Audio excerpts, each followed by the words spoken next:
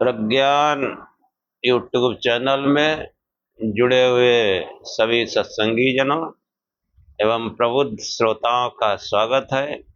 सभी का अभिनंदन है और सभी को मेरा प्रेम पूर्वक जय शिव जय शिव।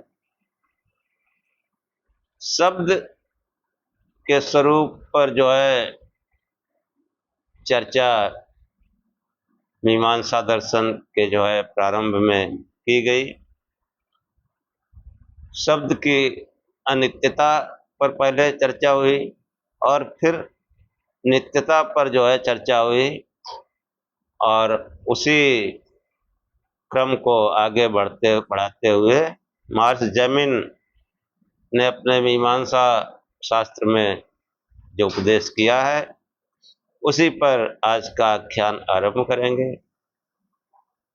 ओम असतो मा सद्गमय तमसो मा ज्योतिर्गमय मृत्योर्मामृतम गमय। हे परम गुरु परमात्मा, हमें असत्य से सत्य की ओर ले चलो, अंधकार से प्रकाश की ओर ले चलो तथा मृत्यु से अमरता की ओर ले चलो। मार्स जैमिन कहते हैं कि लिंग दर्शनाच प्रमाण के देखे जाने से भी शब्द नित्य है। यह समझना चाहिए कि जो है वेदों में तमाम इस तरह के सूत्र आए हैं। वेद वाक्य से ऋग्वेद में वार्चा विरूप नित्या ऋचा के इस अंश में शब्द रूप वाणी को नित्य कहा गया है। वाणी को नित्य कहा गया है कि ऋषि इस सूक्त में जो है विरूप ऋषि हैं, देवता अग्नि है, तो प्रतिपाद्य विषय अग्नि का स्तवन अथवा वर्णन करता है, परंतु प्रसंगवश वाणी शब्द की नित्यता भी इससे सूचित हो जाती है। लिंग पद का तात्पर्य है छिपे अर्थ को प्रसंगत यानी प्रकट करना, छिपे अर्थ को प्रकट करना। लीनम अर्थम गमयत बोधयत इत लिंगम, अग्निवर्णन परक ऋग्वाक प्रसंगत वाक यानी उच्चारण रूप शब्द की नित्यता का भी कथन करता है। अतः शब्द को नित्य मानना पूर्णतया प्रमाणिक है। ये जो है ऐसे बहुत से प्रसंग वेदों में आए हैं जो शब्द की नित्यता को प्रमाणित करता है। कि शब्द के विषय में शिष्य जिज्ञासा करता है कि शब्द तथा शब्द के अर्थ के संबंध को नित्य मानने पर भी विधि वाक्य यानी वेद वाक्य को धर्म में प्रमाण माना जाना युक्त नहीं, क्योंकि पद और वाक्य परस्पर भिन्न होते हैं। पद ही वाक्य नहीं होता, फलता एक पद मात्र के अर्थ ज्ञान से वाक्यार्थ का ज्ञान नहीं होता। तब शब्द व शब्दार्थ संबंध का नित्य होना विधिवाक्य से धर्म ज्ञान की प्रमाणिकता को जो है सिद्ध करना अशक्य होगा। शब्द और वाक्य, पद और वाक्य, पद और वाक्य भिन्न भिन्न होते हैं, लेकिन जो है पदों का समूह, शब्दों का समूह ही तो वाक्य बनता है। इसका जो है समाधान करते हुए सूत्रकार मार्स जैमिन कहते हैं कि उत्पत्तो वा वचना स्युरर्थस्यात् तन्निमित्तत्वात्, कि जो है नित्य मानने पर भी न कहने वाले होते हैं। विधि वाक्य समूह यानी धर्म ज्ञान के अर्थ से वाक्यार्थ के पदार्थ निमित्तिक न होने से पदार्थ ज्ञान से वाक्यार्थ ज्ञान भिन्न है तथा पदार्थ वाक्यार्थ का निमित्त नहीं होता। इसलिए पदार्थ ज्ञान होने पर भी विधि वाक्य यानी वेद रूप जो है विधि वाक्य धर्म की जानकारी देने में असमर्थ होते हैं। कोई मंत्र है, उसके सभी पदों का अर्थ आपको मालूम हो, लेकिन फिर भी उसका जो भाव है उसको क्लियर करना इतना आसान नहीं है। वो कठिन है। हाँ, तो ये जो है कि जैसे वो बात था कि अग्निहोत्रम जुयात स्वर्ग कामा, ये विधि वाक्य है कि स्वर्ग की कामना से यज्ञ करे, लेकिन इसको जो है कहाँ इसका सही अर्थ लोग समझ पाते हैं। तो ये जो है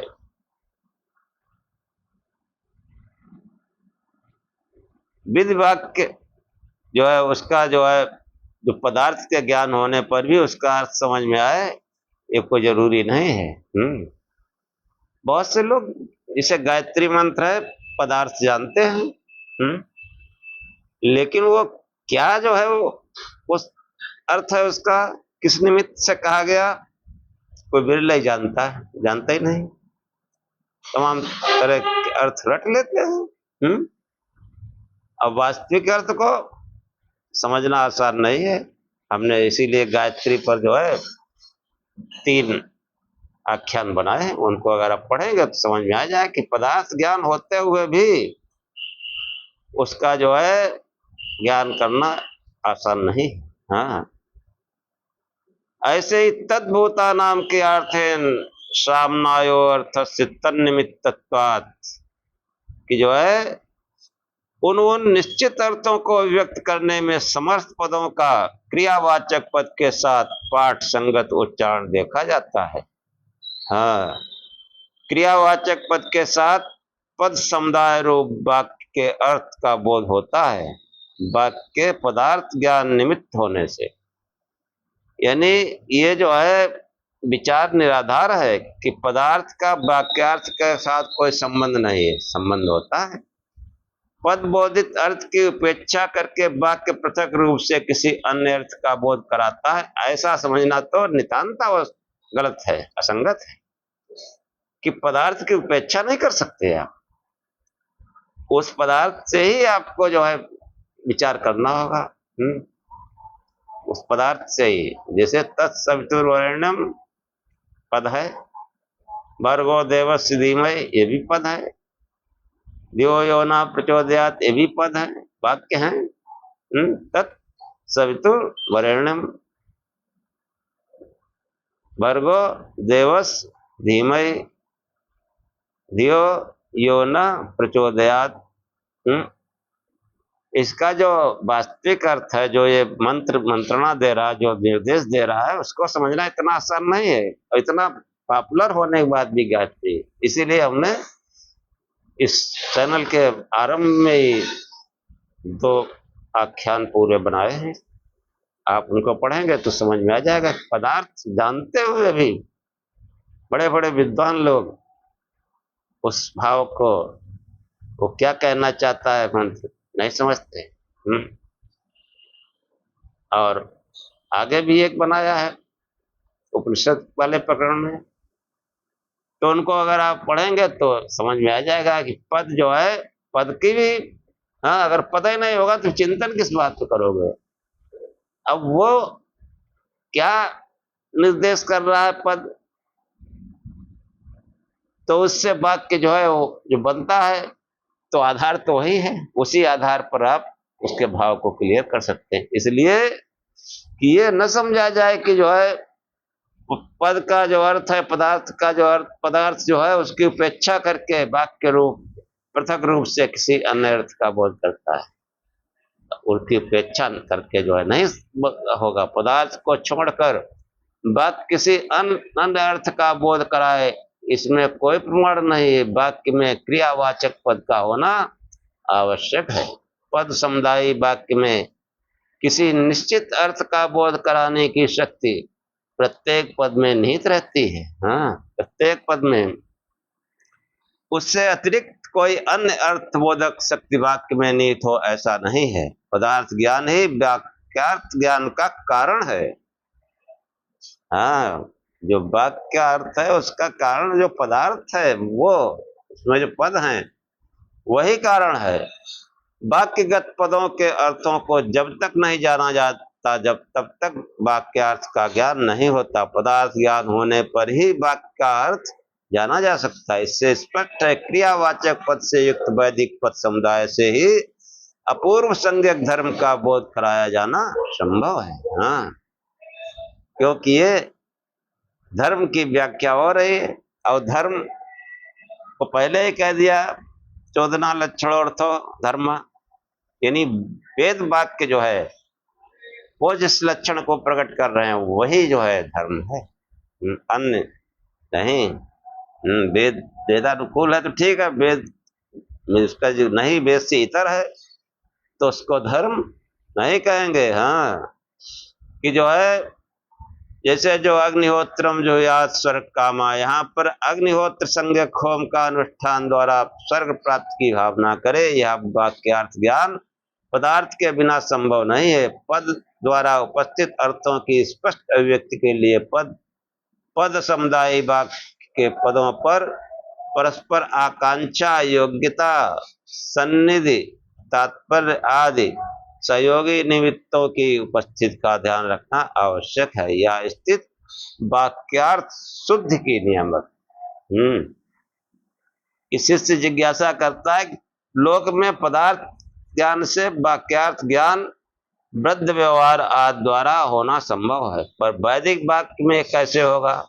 आचार्य सूत्रकार ने समाधान करते हुए कहा कि लोके सन्नियमात् प्रयोग सन्निकर्षः स्यात्, लौकिक वाक्य में प्रमाणांतर से गृहीत अर्थ की व्यवस्था से वाक्य के प्रयोगकार पुरुष के साथ संबंध होता है।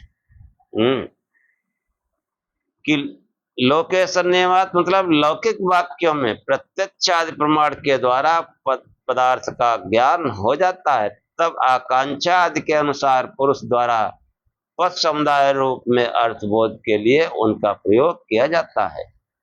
इससे लौकिक वाक्यों में पुरुष का संबंध स्पष्ट है, परंतु वैदिक स्वर्ग आदि अर्थों में प्रत्यक्षादि प्रमाणों की प्रवृत्ति न होने से, हाँ, स्वर्ग की जो है प्रत्यक्ष तो कोई प्रमाण है नहीं।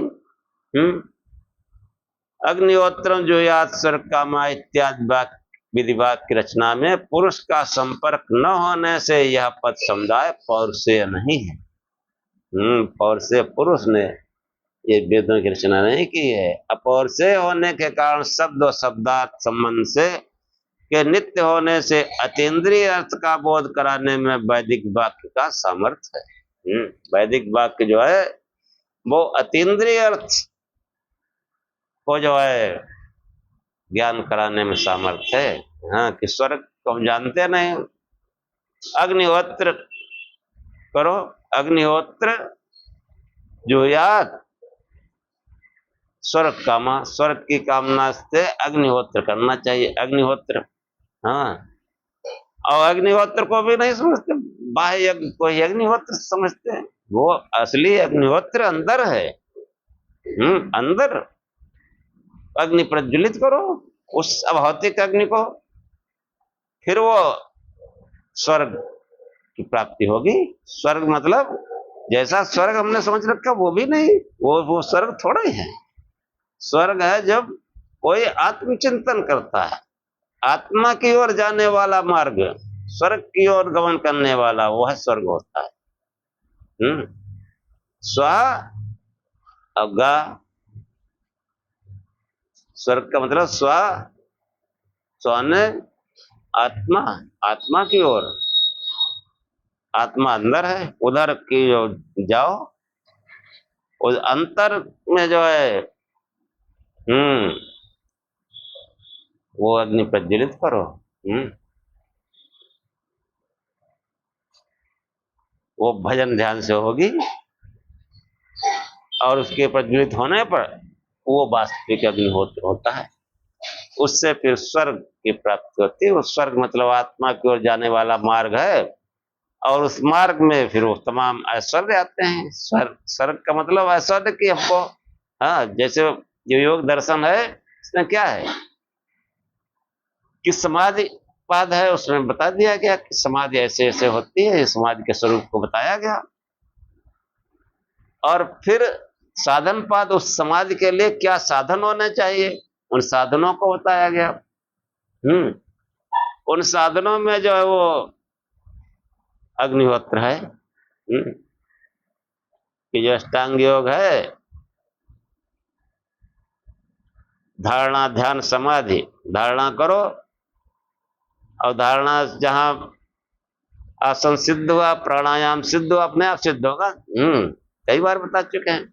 क्योंकि सबसे प्राचीन और सबसे खास, सबका आधार सांख्य। सांख्य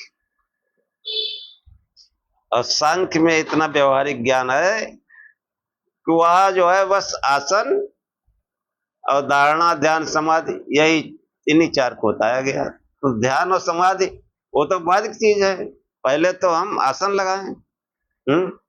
और आसन भी केवल इतना ही बताया, स्थिर सुखम आसन, जिस आसन पर हम सुखपूर्वक अधिक समय तक स्थिरता के साथ बैठ सके, वही आसन। और धारणा देश बंध से चित्त से धारणा, इस आज्ञा चक्र में, आज्ञा देश में तप करना है ना, तप वाले देश में आओ। वो स्वा मा जना तपा सत्यम, तो इसमें तप करो। और तप कैसे होगा? जब अग्नि प्रज्वलित होगी तभी तो तपेगा आदमी, तभी शुद्धता आएगी। तो वो अग्नि जो है वो अभौतिक अग्नि है।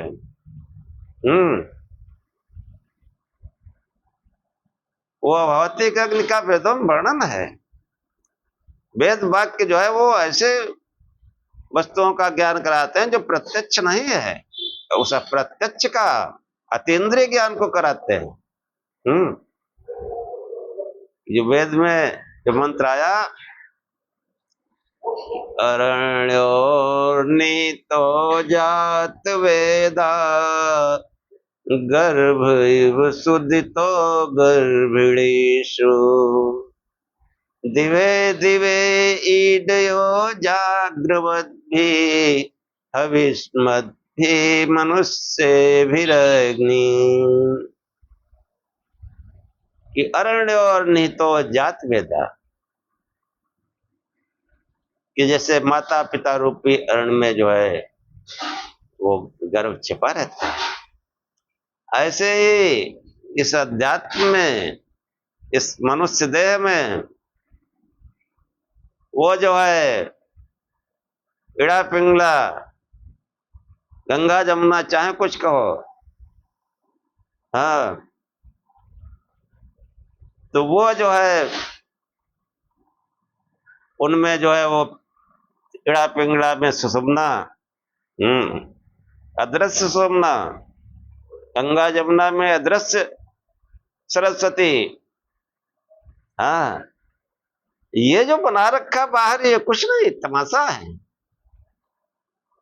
चाहे संगम में सुनाओ, चाहे प्रयागराज जाओ, कुछ नहीं होना। अरे असली संगम तो ये आज्ञा चक्र में है। जो इड़ा पिंगला नाड़ियां हैं उन्हीं को गंगा जमुना कहा गया। और वो तीसरी है सुषुम्ना, वो जो है वो ज्ञान नाड़ी है, उसका नाम है सुषुम्ना है, वो व्यक्त रहती है। और योग साधन से इस इड़ा पिंगला की रगड़ से, यही प्राणायाम है, इसकी रगड़ से वो सुषुम्ना जागृत होती है।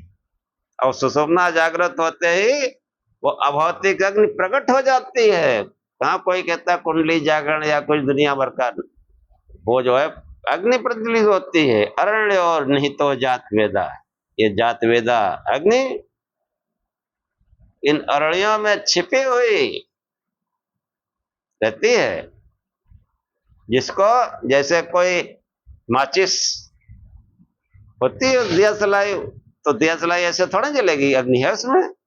जब उसकी तीली को रगड़ोगे उसमें तो भर से जो है अग्नि प्रकट हो जाएगी। ऐसे ही कठोरता से ध्यान करने पर ये इड़ा पिंगला, दायां बायां स्वर हमारा है, हाँ, कभी दायां स्वर चलता, कभी बायां स्वर चलता है। ध्यान करते रहो, ये दोनों स्वर जो है सम अवस्था में आ जाते हैं। और सम अवस्था में आ जाते हैं और बहुत ही मंद पड़ जाते हैं। बिल्कुल ना के बराबर। ध्यान करते करते ऐसी अवस्था आ जाती है इनकी कि दोनों स्वर बिल्कुल एकदम मंद पड़ जाते हैं, लगता ही नहीं कि चल भी रहे। तो क्या है, प्राण की गति मंद पड़ जाती नहीं। ध्यान करते करते एक ऐसी अवस्था आती है कि ये प्राण तब फिर सुषुम्ना में प्रवेश कर जाता है। और सुषुम्ना में प्राणों का प्रवेश वही असली अग्निहोत्र है। वहां जो है अभौतिक अग्नि जलती है। और ये अभौतिक अग्नि निरंतर इसमें प्राणों की आहुति दी जाती है। कि जो हमारा दायां बायां सर जो है वो चल रहा है, ये जो मंद पड़ जाता है, ये उसमें फिर सुषुम्ना में आहुति देने लगता है। और आहुति देने मतलब ये जल के भस्म नहीं हो जाएगा, नष्ट नहीं हो जाएगा। ज्यों ज्यों ये उसमें आहुति देगा त्यों त्यों ये बलशाली होगा, त्यों त्यों बलशाली होगा। इस बात को इस मंत्र में बताया गया कि अग्निहोत्रम जो या स्वर्ग कामा, ये जो अतीन्द्रिय ज्ञान है उसको वेद बताता है। किरण और नीतो जात वेदा गर्भ इव सुलतो गर्भिणीसु। जैसे किसी स्त्री के अंदर गर्भ सुरक्षित रहता, ऐसे ही प्रत्येक मनुष्य के अंदर ये जो है अग्नि छिपा हुआ है, ये अभौतिक अग्नि छिपा हुआ है। और ये जो है जैसे दिया सलाई के रगड़ने से अग्नि प्रकट होती है, ऐसे ध्यान की रगड़ से, कठोरता से ध्यान करने से, योग साधना करने से, प्रकाश स्वरूप ध्यान करने से ये अग्नि प्रकट होता है। और जब प्रकट होता है तो इसको गर्भ इव सुदितो गर्भिणीसु, गर्भिणी स्त्री का जो उदाहरण दे करके यहाँ बताया गया कि जैसे कोई गर्भ धारण करने वाली स्त्री, वो सब काम करते हुए उसका ध्यान अपने गर्भ पर ही रहता है। भली प्रकार उसको उसका ख्याल रखती है। ऐसे ही अगर योग साधना में अग्नि प्रज्वलित हुई है तो उसका भली प्रकार से ध्यान रखना चाहिए। ये जो है कहीं प्रमाद में, असावधानी में इसको जो है बुझ न जाए ये ज्योति।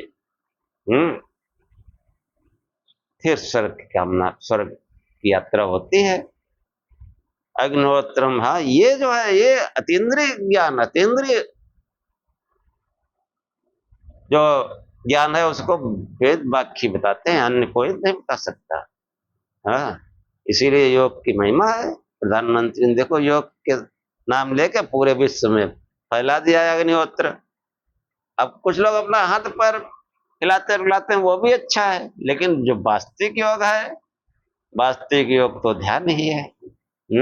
प्रकाश स्वरूप से ध्यान। हाँ, किरण और निहितो जात वेदा गर्भ एव सुदतो गर्भिणीसु दिवे दिवे ईडियो जागृवद्भि। जो जागृत पुरुष है, सावधान है, अलर्ट है, वो दिन प्रतिदिन, दिवे दिवे, दिन प्रतिदिन इसमें होम करते हैं, निरंतर भजन ध्यान करते हैं, उससे अग्नि और प्रज्वलित होता जाता है। हाँ, कि दिवे दिवे ईडियो जागृवद्भि हविष्मद्भि मनुष्य विरग्नि। वो हविष्मान होते हैं, इस संसार में प्रकाशित होते हैं, ऐश्वर्यवान होते हैं। और ये जो अंदर की अग्नि है कि दिवे दिवे ईडियो जागृवद्भि हविष्मद्भि मनुष्य विरग्नि, ये मनुष्यों में ये जात वेदा अग्नि, ये जो है ये हवि के लिए हमको प्रेरित कर रहा है, हवन के लिए प्रेरित कर रहा है। क्योंकि यह मनुष्यों इस अंतर की अग्नि में हवन करो, अंदर की अग्नि में हवन करो।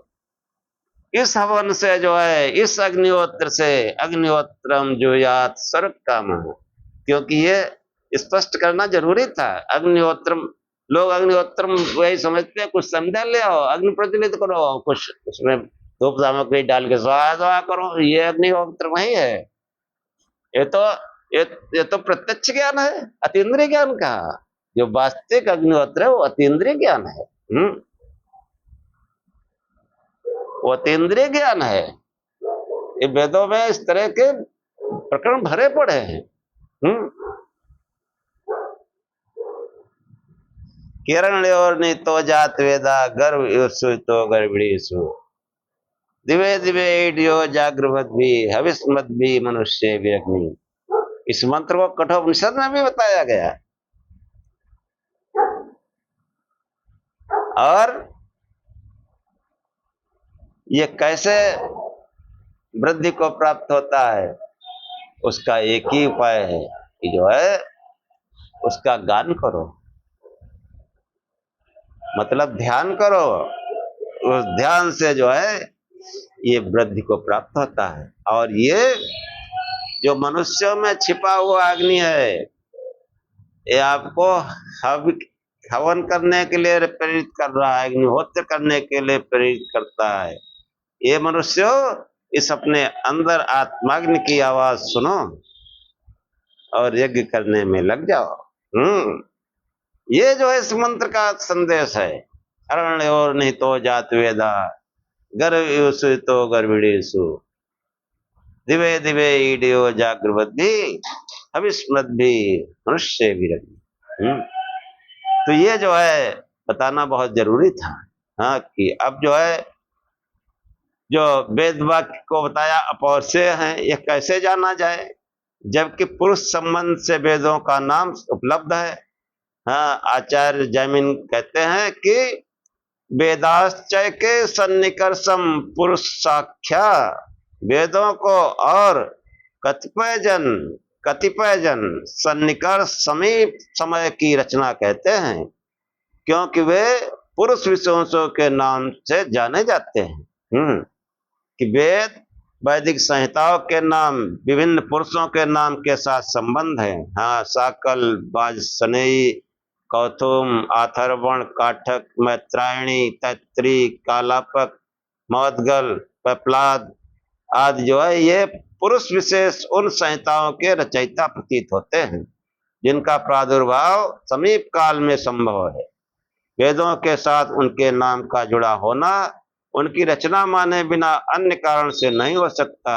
विधि वाक्य उसी वांग्मय के अंतर्गत होने से पौरुषेय हैं, भले ही उनके कर्ता का आज स्मरण न रहा हो, पर इतने से विधिवाक्य को अपौरुषेय नहीं कहा जा सकता। इसलिए अतीन्द्रिय धर्म की जानकारी में विधिवाक्य को निरपेक्ष प्रमाण कहना संगत न होगा। हाँ, ऐसा मतलब प्रश्न संदेह जब व्यक्त किया तो है, तो वो जो है और कहा, देखो उक्त कथन के अतिरिक्त ये भी है कि अनित्य दर्शनाच अनित्य पुरुष का उल्लेख देखे जाने पर भी वेद पुरुषकृत हैं। वेद में जन्म मरण धर्मा पुरुषों का उल्लेख पाया जाता है।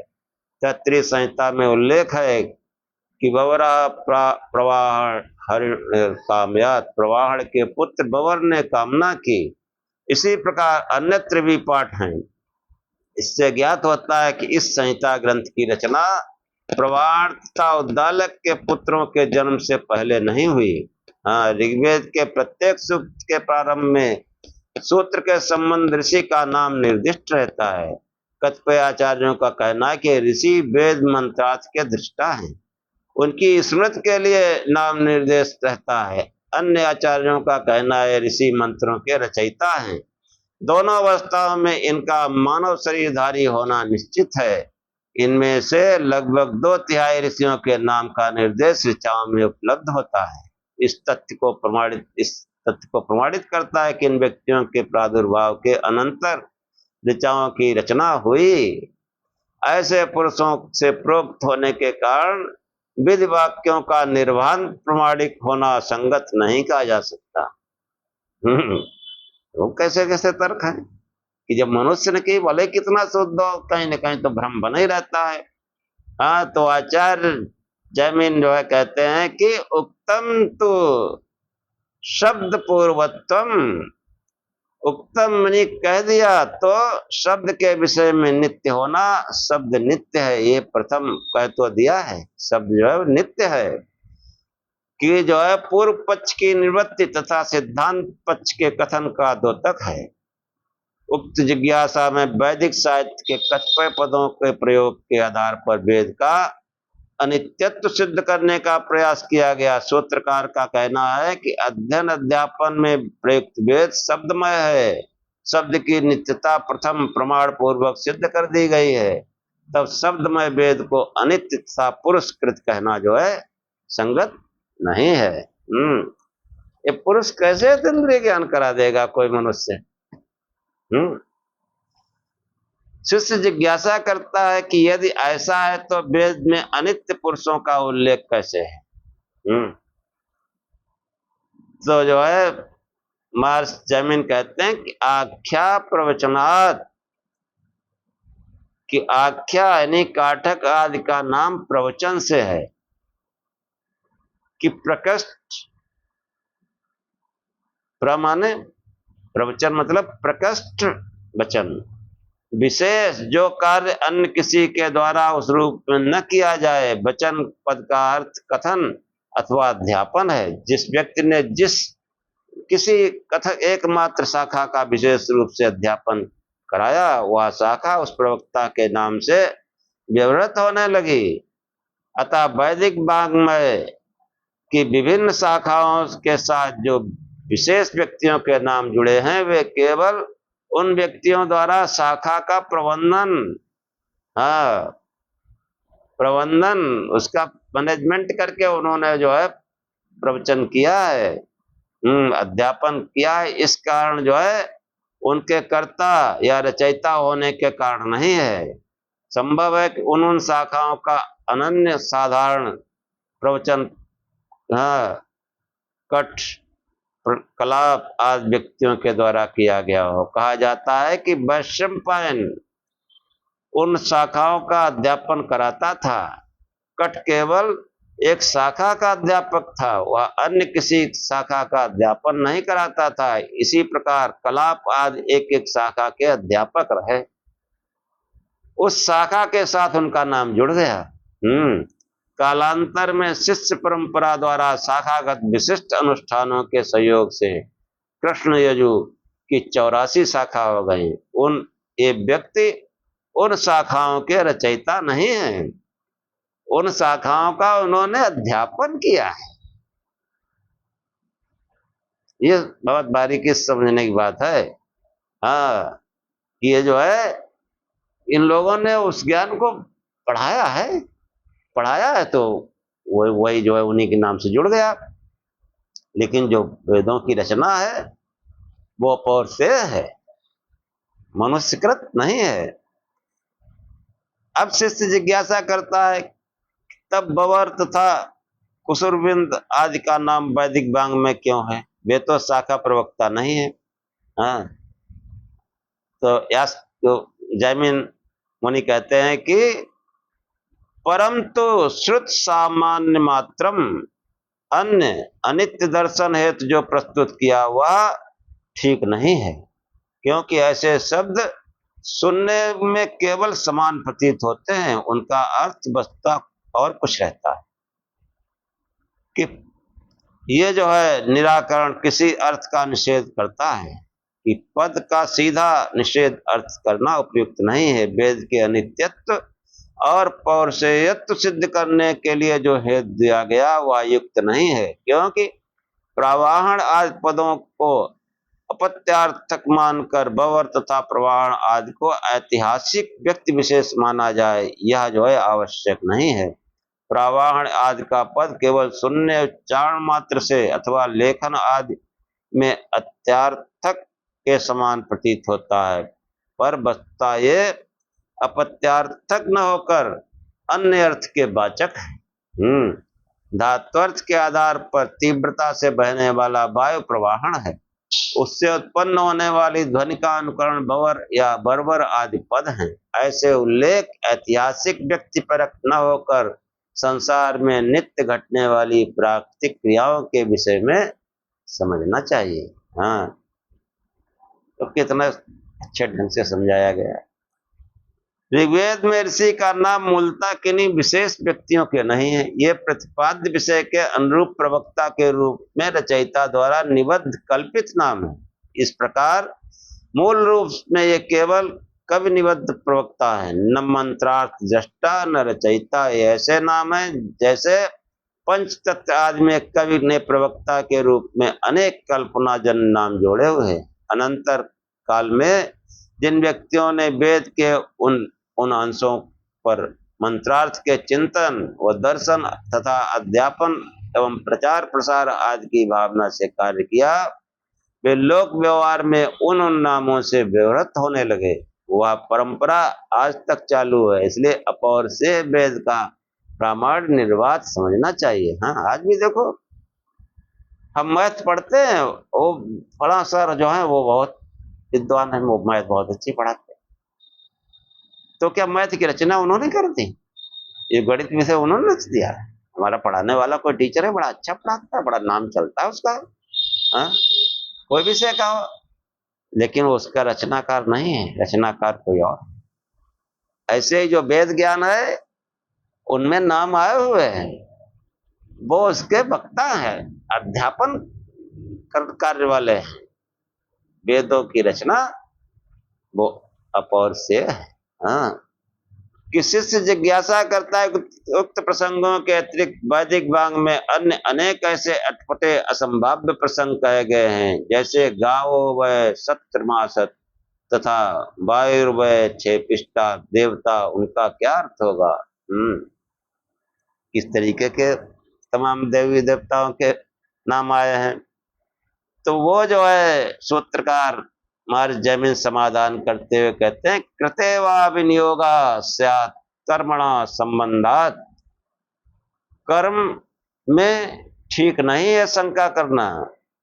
अवशेष नियोग अवयव स्यात्, यानी अवयव होता है कर्म के साथ संबंध होने से। हाँ, कर्म के साथ संबंध है तो भिन्न नाम रख लिए गए कि असर की कल्पना से इंद्र नाम रख दिया गया। मृत्यु से ताता होने के कारण उसका मित्र नाम रख दिया गया, उसी परमात्मा का। इस संसार का सच्चा सम्राट है वो, तो उसका वरुण नाम रख दिया। प्रार्थना आती है कि सन्नो मित्रा संवरुणा सन्नो भवत्यर्मा सन्ना इंद्रो बृहस्पति सन्नो विष्णु उरुक्रमा। ओम नमो ब्रह्मणे नमस्ते वायो त्वमेव प्रत्यक्षं ब्रह्मासि त्वामेव प्रत्यक्षं ब्रह्म वदिष्यामि ऋतं वदिष्यामि सत्यं वदिष्यामि तन्माम अवत तन्वक्तारम अवत अवत माम अवत वक्तारम। ओम शांति शांति शांति। प्रार्थना की गई। तो ये प्रार्थना, इसमें विभिन्न देव नहीं है, ये क्रियावाचक, ये जो बताया गया कि क्रियावाचक जो क्रिया जहां दिखाई पड़ी कि सन्नो मित्रा, मित्र का मतलब क्या है कि वो परमात्मा जो है वो मृत्यु से त्राता होने के कारण, ये मृत्यु से त्राता एक क्रिया है, इसलिए उसका नाम मित्र है। लौकिक में भी जो मित्र होता है वो हमको जो है तमाम मुसीबतों आफतों से बचाता रहता है। उसका सामर्थ्य है तो वो उस तरह से करेगा, नहीं सामर्थ्य है तो हमको अलर्ट तब भी कर देगा कि ऐसा होने जा रहा है। लेकिन परमात्मा वो उसमें सामर्थ्य की तो कोई न्यूनता है नहीं, वो तो सब कुछ कर सकता है, इसलिए वो मृत्यु से त्राता होने के कारण वो मित्र है। हे परमात्मा, तू मित्र रूप से कल्याणकारी हो। संवरुणा, तू संसार का सच्चा सम्राट है। इस संसार के सच्चा सम्राट, सच्चे स्वामी के रूप में तू वरुण रूप से कल्याणकारी हो।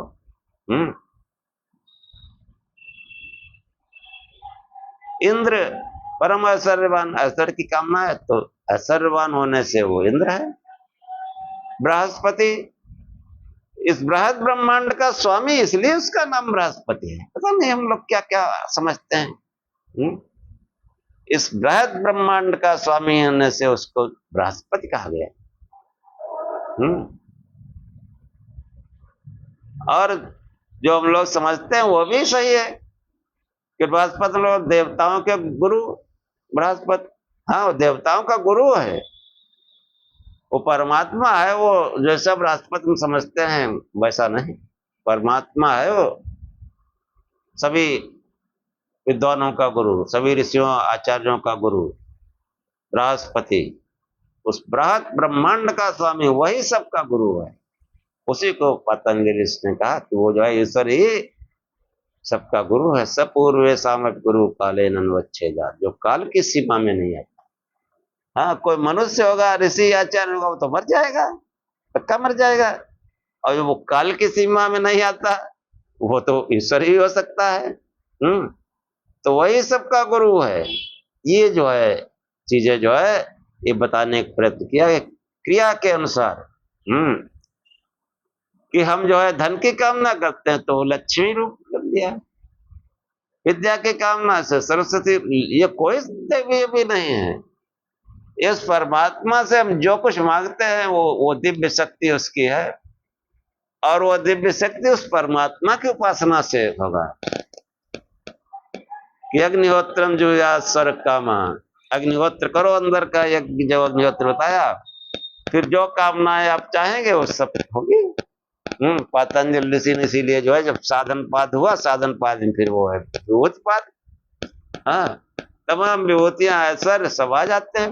हाँ क्रिया रूप है, वो क्रिया रूप सत्य है, वो अलग अलग थोड़े हैं, कहीं कुछ नहीं है।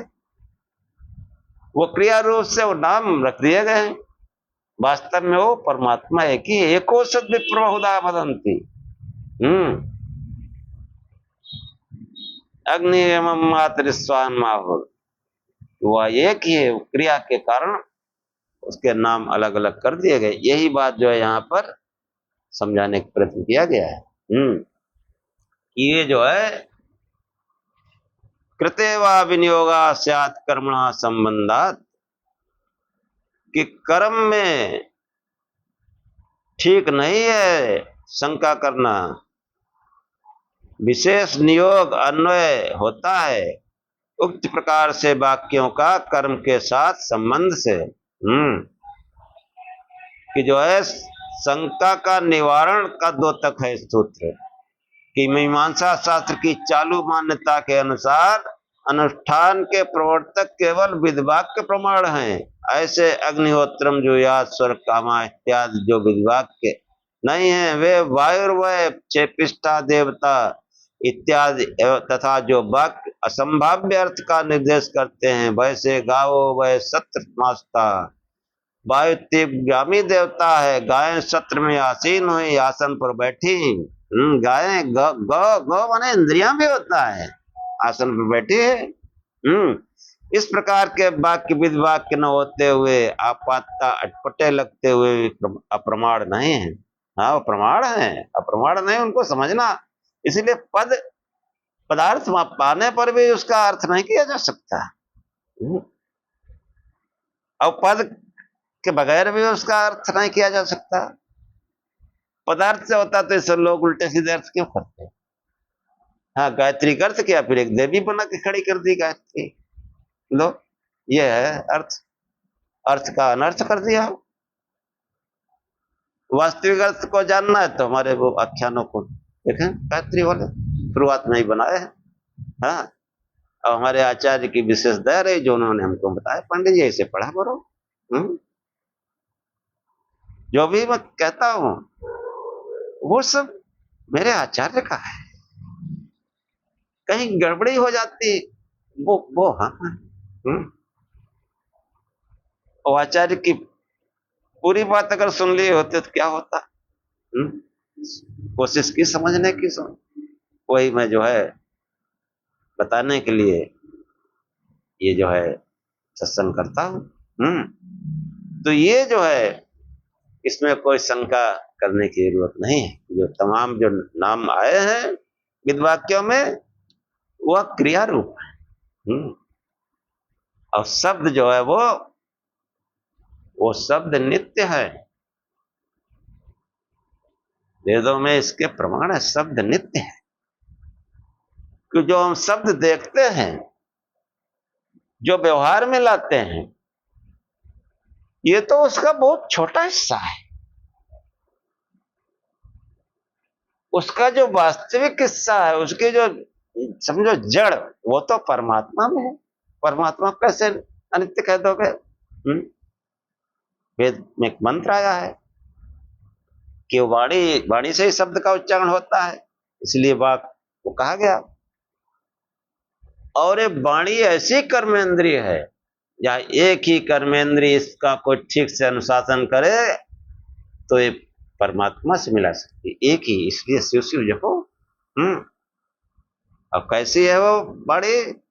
एक वेद मंत्र के साथ आख्यान को समाप्त करेंगे। ऋग्वेद का मंत्र है, शिवास्त एका अशिवास्त एका सर्वा विभर्षि सुमनस्यमाना। तिस्रो वाचो निहितान्तरस्मिन् तासामेका विपातानुघोषम। घोषम आवाज, घोष की जो हमारी आवाज है, जो वाणी है, वो कैसी है? शिवास्त एका अशिवास्त एका। एक ऐसी वाणी है, ऐसी वाणियां हैं जो हमारा कल्याण करने वाली है, हमारा और समाज का सबका कल्याण करने वाली है। शिवास्त एका, एक प्रकार की वो वाणियां हैं जो हमारा और सबका कल्याण करती हैं। और शिवास्त एका, एक ऐसी वाणी है जो जिससे हमारा भी कल्याण होता है और सबका कल्याण होता है। लेकिन इस मनुष्य को देखो, सर्वाविभर्षि सुमनस्य माना, बहुत सुमना होकर, बहुत प्रसन्न चित्त से सब प्रकार की वाणियां बोलता जाता है। लेकिन ये मनुष्य वाणी को वाणी के रहस्य को नहीं जानता। वेद कहता है तिस्रो वाचो निहिता अंतरिस्मिन्, कि वाणी का जो 3 भाग है, 3 हिस्सा, वो तो अंतर में ही रह जाता है। तासाम एका विपातानुघोषम, उसका एक हिस्सा आवाज के रूप में बाहर आता है। कि जो आवाज के रूप में आता है, हाँ, वाणी 4 भाग हैं, वैखरी, मध्यमा, पश्चंती और परा। जो हम लोग बोलते हैं, जो हम सुनते हैं, वैखरी है। अब ये वैखरी वाणी जो है, इसका प्रयोग बहुत सावधानी से करना चाहिए। क्यों? कि अगर हम कल्याणकारी बात करेंगे तो वो 3 गुना कल्याण हमारा होगा, और अकल्याणकारी बात करेंगे तो फिर 3 गुना वो भी हमारा ही होगा। क्योंकि 3 हिस्सा तो हम स्वयं रखे हुए हैं अपने अंदर। किसी से अगर हमने अपशब्द कहा, कोई गाली दी, तो उसको एक ही दी, 3 हम रखे हुए हैं। और किसी को कल्याण की कामना से कोई बात कहे तो वो 3 हिस्सा अपने पास रखे से उसका कल्याण होगा। दोनों प्रकार। शिवास्तय का सर्वाविभर्षि सुमनस्य माना। तिस्रो वाचो निहितान्तरस्मिन्, देखो जो वाणी के रूप में जो बात आती है, तो पहले वो हमारे विचारों में होती है, मन में, तभी तो आती है बाहर। कि मध्यमा किसी माध्यम से आती है, और पश्चंती मतलब मन में और बुद्धि में वो विचार होता है। अब मन बुद्धि में विचार वो कहां से आता है? मन बुद्धि तक तो वो ठीक है, वो साकार निराकार रूप में रहता है। और जो उससे भी जो सूक्ष्म अवस्था में जो वाणी रहती है, परावाणी। परावाणी यानी उस परमेश्वर में स्थित है वो। तो वाणी का अगर हम प्रयोग जान जाएंगे तो वाणी से ही जो है हम परम तत्व का ज्ञान कर लेंगे। इसलिए वाणी से खूब शिव शिव, जो शिव का अर्थ ही है कल्याण। तो कल्याण कैसे होगा? परमात्मा जानता है, वो हमको कहां पता है। शिव शिव जपो शब्द है, इसका अर्थ है कल्याण चाहते हैं, सभी कल्याण ही चाहते हैं। हाँ, इसीलिए नारेबाजी होती है, धर्म की जय हो, अधर्म का विनाश हो, प्राणियों में सद्भावना हो, विश्व का कल्याण हो। हाँ, और फिर हर हर महादेव। हाँ, हर हर महादेव, वो शिव ही है, वही सत्य है, दूसरा कुछ नहीं। बाकी सब बकवास। सब बकवास। यही, इसीलिए जो है हमारी दिशा सही नहीं होती। हाँ, उस परम तत्व को जानने के लिए हम जो है अंदर का अग्निहोत्रिणी ध्यान करें, वाणी से शिव नाम का जाप करें, और वेदानुकूल रूपक भगवान शंकर की फोटो लगा। इसी के साथ आज का आख्यान समाप्त करते हैं। ओम सहनाववत् सहनौ भुनक्तु सह वीर्यं करवावहै तेजस्विनावधीतमस्तु मा विद्विषावहै। ओम शांति शांति शांति। हे परमात्मा, हम दोनों श्रोता और वक्ता की साथ साथ रक्षा करें, साथ साथ पालना करें। हम दोनों साथ साथ बल को बढ़ावें, पराक्रम करें, हमारा पढ़ा पढ़ाया एक साथ तेजस्ता को प्राप्त करें, हम आपस में द्वेष न करें। हे परमात्मा, हम दोनों को त्रिविध शांति प्राप्त हो, दैहिक दैविक भौतिक कोई कष्ट जीवन में न आए। ओम शांति शांति शांति। जय शिव।